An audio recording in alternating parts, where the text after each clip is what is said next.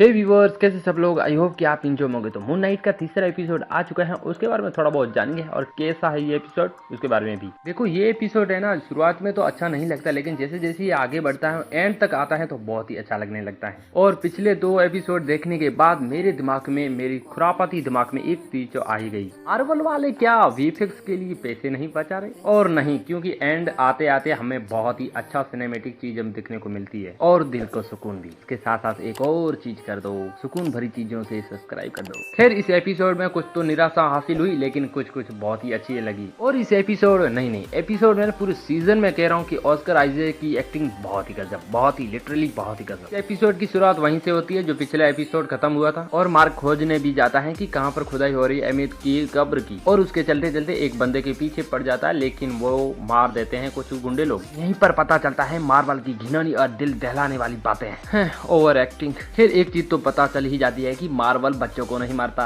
Mark उस बच्चे को तो पकड़ लेता है, लेकिन मारता नहीं, एक कान के नीचे देता है। साला PG-13 कब जाएगा रे? इससे यही पता चलता है कि मार्वल बच्चों पर अत्याचार नहीं करता। फिर ये तो मजाक मजाक में बातें हो गई, लेकिन एक चीज गौर करने की बात ये है, देखो पहले एपिसोड में हमें थोड़ा बहुत स्टीव के बारे में बताया जाता है, उसके बारे में थोड़ा बहुत बताया जाता है, लेकिन सेकंड एपिसोड में हमें मार्क के बारे में बताया जाता है। पर मुझे ये समझ में नहीं आता, इस एपिसोड में लगता है कि इसमें एक और जिस्म हो सकता है, क्योंकि इस एपिसोड में थोड़ा बहुत आगे अगर आप देखोगे तो मार्क जब गुंडों से फाइट करता होता है तो वो मारना नहीं चाहता, लेकिन जब भी उसकी सटक जाती है, मतलब वो अलग ही कैरेक्टर में चला जाता है, तो वो सारे मरे हुए होते हैं। और मार्क को लगता है कि ये स्टीव ने किया, और हमको सबको बताया है स्टीव कुछ नहीं करता। तो फिर सवाल ये उठता है, तो ये सारा का सारा कांड किसने किया? तो इसकी पॉसिबिलिटी एक और कैरेक्टर की है, और ऐसा कांड एक बार कॉमिक में हो चुका है, तो डरने की तो कोई बात नहीं। और एक और कैरेक्टर के बारे में थोड़ा बहुत बताएंगे तो इंटरेस्टिंग लगेगा हमें। लेकिन एक चीज मुझे बहुत ही अच्छी लगी, जो इजिप्ट का माहौल दिखाया गया वो बहुत ही अच्छा। और इसका रीजन ये हो सकता है, जो मून नाइट के डायरेक्टर हैं वो भी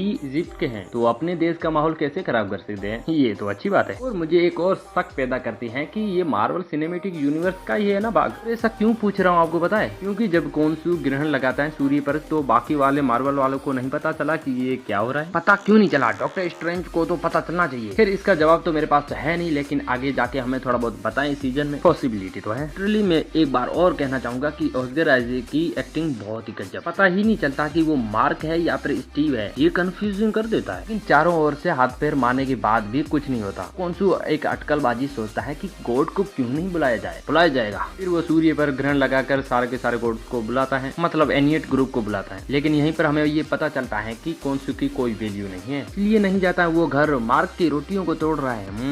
पता चला। और यहाँ पर अगेन एक और चीज होती है, हमें एक और चीज भी पता चलती है कि इटर्नल जो थे वो मनुष्य के कामों में हाथ फेर नहीं मारते थे, और इसमें भी यही होता है। एनियट ग्रुप वाले हेर फेर नहीं करते मानव के किसी भी काम में, मतलब टांग नहीं अड़ाते हैं। लेकिन एपिसोड में थोड़ा बहुत और जंप आउट करें तो एक चीज और पता चलती है, आर्थर हेरो बहुत ही हरामी है। हेरो जो लेला को भड़काने की कोशिश करता है, लेकिन भड़क भी जाती है क्या? नहीं। और यहाँ पर भी मैं थोड़ा बहुत कॉमिक के अकॉर्डिंग बताना चाहूंगा, जब मार्क के पास पावर नहीं थी, मतलब मून नाइट की पावर नहीं थी, तो वो इजिप्ट में कुछ ढूंढने जाते हैं, और उनके साथ साथ आर्कियोलॉजिस्ट भी थे, और हो सकता है कि उनमें से एक लैला के फादर हो। पर होता यह है कि सारे के सारे के लोगों को मार देता है एक मून नाइट, जो हमें पता है कि उस समय में आर्थर था। इसीलिए सब पता है आर्थर को क्या क्या हुआ था उस समय। इससे यही पता चलता है कि आर्थर हारो बहुत ही हरामी है और अच्छा भी है। और ये क्यों, आगे जाके आपको पता चलेगा। देखो, आर्थर का कैरेक्टर है ना, वो इसी तरह से ही ढाला गया है, मतलब जो वो पास्ट में जो चीजें सारे के सारे कांड किए हैं, उनका ही बदला एक तरह से ले रहा है कोनसू से। तो वो जो भी चीजें करता है वो सारी की सारी देन है कोनसू की। आर्थर अमित को छुड़वाने में तो कामयाब तो हो ही जाएगा। फिर जो अमित करेगी जो सारा का सारा कांड, और ये सारा का सारा कांड होने के बाद में भी हो सकता है आर्थर को रियलाइज हो कि मैंने सारा का सारा जो कांड किए वो सारा का सारा गलत है। फिर एक चीज मुझे बहुत ही अच्छी लगती है कि मार्क है ना, वो फाइटिंग में बहुत ही अच्छा है। स्टीव है ना, वो ज्ञान का भंडार है, मतलब माइथोलॉजी में कोई भी क्वेश्चन हो ना, उठा के फेंक दो ना, वो जवाब दे ही दे। लेकिन ओवरव्यू इस एपिसोड की बात करूं तो बहुत ही अच्छा था। हाँ, शुरुआत में थोड़ी बोरियत महसूस हुई, थोड़ा बहुत